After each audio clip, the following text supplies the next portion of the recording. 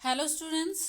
आपका स्वागत है एक बार फिर से मनोविज्ञान की इस क्लास में। पिछली क्लास में हमने पढ़ा था मनोविज्ञान की परिभाषा और मनोविज्ञान एक विज्ञान कैसे है। आज की क्लास में हम पढ़ेंगे मनोविज्ञान की उत्पत्ति और मनोविज्ञान का विकास कैसे हुआ। तो अभी तक आप समझ ही गए होंगे कि पहले मनोविज्ञान को आत्मा का विज्ञान कहा जाता था, लेकिन अब मनोविज्ञान को व्यवहार का अध्ययन कहा जाता है। तो आइए स्टार्ट करते हैं और जानते हैं कि मनोविज्ञान की उत्पत्ति कैसे हुई। सबसे पहले अरस्तु नाम के एक दर्शन शास्त्री होते थे। उन्होंने मनोविज्ञान को आत्मा का विज्ञान कहा और इसके समर्थक थे प्लेटो, डेकार्ते, रोडोल्फ गाइकिल। ये एक यूनानी दर्शन शास्त्री थे और इन्होंने कहा कि दर्शन शास्त्र में आत्मा का अध्ययन किया जाना चाहिए। इनके अनुसार आत्मा, परमात्मा और ब्रह्मा सब होते हैं, भगवान होता है। तो इन्होंने कहा के अनुसार क्या हो गया, मनोविज्ञान आत्मा का विज्ञान है। एक दर्शन शास्त्री हुए हैं केलर के अनुसार जो मनोविज्ञान है वो अंतःकरण का विज्ञान है, जिसकी जननी कौन है, दर्शन शास्त्र, और जिसके जनक कौन है, अरस्तु हैं। 1590 ईस्वी में रूडोल्फ गाइकिल ने अपने साइकोलॉजी की पहली पुस्तक लिखी और इस पुस्तक का नाम क्या था, साइकोलॉजिया, और इसमें साइकोलॉजी शब्द का प्रथम बार प्रयोग किया गया था। नेक्स्ट है गैरिट ने साइकोलॉजी शब्द का वर्गीकरण किया और ये हम पिछली क्लास में पढ़ भी चुके हैं। साइकी का अर्थ आत्मा और लोगोस का अर्थ अध्ययन, अर्थात मनोविज्ञान जो है वो आत्मा का अध्ययन है। लेकिन 16वीं शताब्दी के आते आते ही इस विज्ञान की इस परिभाषा को बिल्कुल खारिज कर दिया गया, अस्वीकारीकरण कर दिया गया, क्योंकि आत्मा पर कोई प्रयोग नहीं किया जा सकता। आत्मा दिखाई नहीं देती, हमें नहीं पता कि आत्मा का क्या रूप है, क्या प्रकार है, इसलिए इसे केवल ये नाम का ही विज्ञान है, ये कोई विज्ञान नहीं है। क्योंकि विज्ञान में क्या होता है, एक्सपेरिमेंट किए जाते हैं लैब में। क्या आत्मा को लैब में रख के एक्सपेरिमेंट उस पर किया जा सकता है? नहीं किया जा सकता। तो जब एक्सपेरिमेंट ही नहीं किए जा सकते तो वो साइंस ही नहीं हुआ, तो ये फिर आत्मा का विज्ञान नहीं हो सकता। आगे आता है पोम्पोलोजी, जो इटली के थे रहने वाले, और इन्होंने मन और मस्तिष्क का विज्ञान इसे कहा।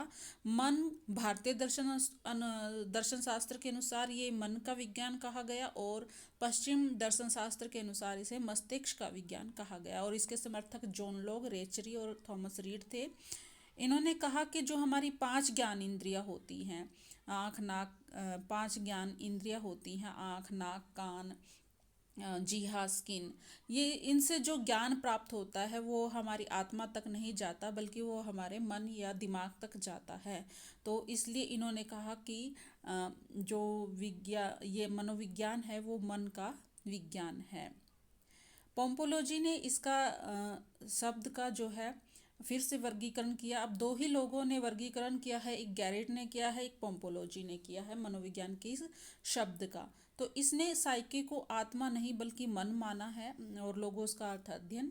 इस तरह से मनोविज्ञान क्या हो गया यहाँ पर, मन का अध्ययन। लेकिन 17वीं शताब्दी में भी इसे भी खारिज कर दिया गया, अस्वीकार कर दिया, क्योंकि मन का कोई रूप नहीं होता, और जिसका कोई रूप नहीं होता क्या हम उस पर टेस्ट कर सकते हैं? नहीं कर सकते। तो ये यहाँ मनोविज्ञान जो है वो मन का विज्ञान भी नहीं रहा। आगे आया चेतना का विज्ञान। चेतना का विज्ञान इसको कौन लेकर आए? विलियम वुंट, जो कि जर्मनी के रहने वाले थे और ये लिप्जिंग विश्वविद्यालय जर्मनी में प्रोफेसर थे। और इनके समर्थक थे जेम्स सिल्ली और वाइस वाइस। समर्थक किसके? कि इन्होंने ये माना कि जो ये विलियम वुंट कह रहे हैं ना कि मनोविज्ञान चेतना का विज्ञान है, ये सही है। अब चेतना क्या होती है? चेतना मस्तिष्क का जो आंतरिक रूप होता है वो एक चेतना होती है। जैसे मस्तिष्क का आंतरिक रूप में क्या होता है, 5 ज्ञान इंद्रियों से हमें क्या प्राप्त होती है? संवेदना प्राप्त होती है, अनुभूति होती है और भावना उत्पन्न होती है। और इसी को, संवेदना को ही उन्होंने चेतना माना। और अपनी इस बात को साबित करने के लिए उन्होंने क्या किया, 1879 में लिप्जिंग विश्वविद्यालय को आजकल कार्ल मार्क्स विश्वविद्यालय बोला जाता है। अपनी प्रथम मनोविज्ञान की जो है प्रयोगशाला इन्होंने स्थापित की। इन्होंने कहा कि आत्मा पर कोई अध्ययन नहीं किया जा सकता, मन पर कोई अध्ययन नहीं किया जा सकता, लेकिन चेतना पर अध्ययन किया जा सकता है।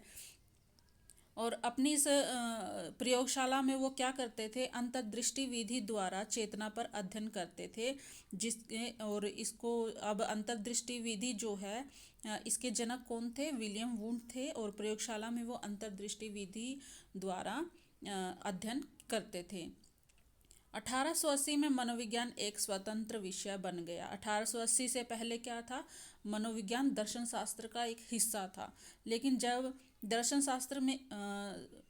शास्त्र में क्या होता है, विचार ही विचार होते हैं, भगवान होता है, ब्रह्मा होता है, आत्मा होती है। लेकिन जो मनोविज्ञान स्वतंत्र विषय इसे कैसे बन गया, क्योंकि मनोविज्ञान में प्रयोगशाला स्थापित हुई और प्रयोग किए जाने लगे। लैब हो, विज्ञान में जो सिस्टमेटिक ढंग से जो भी स्टेप विज्ञान के होते हैं वो मनोविज्ञान में किए जाने लगे। प्रयोगशाला स्थापित हो चुकी थी, जिस तरह से मनोविज्ञान जो है दर्शन शास्त्र से अलग हो गया। और इसका श्रेय किसको जाता है, विलियम वुंड को जाता है। अब यहाँ दो मुख्य पॉइंट है जो आपको याद करने हैं। मनोविज्ञान के जनक कौन है, अरस्तु है। लेकिन मनोविज्ञान के आधुनिक जनक कौन है, विलियम वुंड है। लेकिन इसको भी अस्वीकार कर दिया गया 19वीं शताब्दी में। इसे भी अस्वीकार कर दिया गया क्योंकि इसमें मस्तिष्क के केवल एक प्रकार की चर्चा की गई थी और वो है चेतना।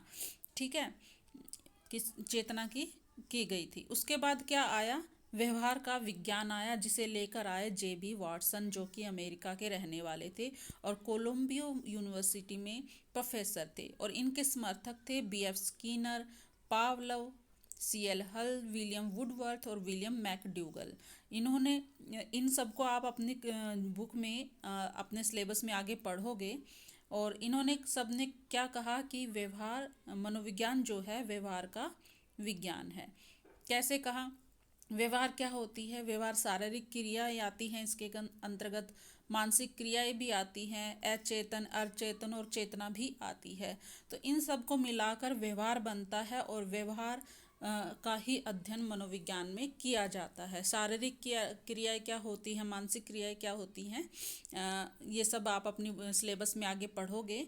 और व्यवहार शब्द का प्रयोग सबसे पहले किसने किया, व्यवहार शब्द का सबसे पहले शब्द का प्रयोग विलियम मैकडूगल ने 1905 में अपने पुस्तक आउटलाइन ऑफ साइकोलॉजी में प्रथम बार किया। और व्यवहारवाद का विज्ञान कौन लेकर आए, जे.बी. वाटसन 1912 में। अब यहाँ ये आपको ध्यान रखना है, व्यवहार शब्द का प्रयोग 1905 में ही किया जाने लगा था, लेकिन व्यवहारवाद का विज्ञान कब आया, 1912 में आया।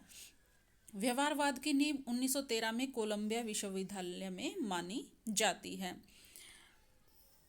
इसके बाद एक कथन आता है विलियम वुडवर्थ का, इसकी उत्पत्ति और विकास को लेकर के, कि मनोविज्ञान ने सर्वप्रथम अपनी आत्मा को त्याग दिया, फिर अपने मन को छोड़ा, बाद में अपनी चेतना खोई और व्यवहार की विधि को स्वीकार कर लिया।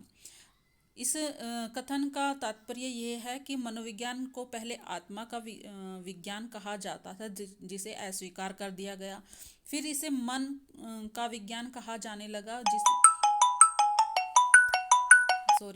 फिर इसे मन का विज्ञान कहा जाने लगा, बाद में यह चेतना का विज्ञान कहा जाने लगा। और इन सब को छोड़कर आज के समय में मनोविज्ञान को व्यवहार का विज्ञान कहा जाता है।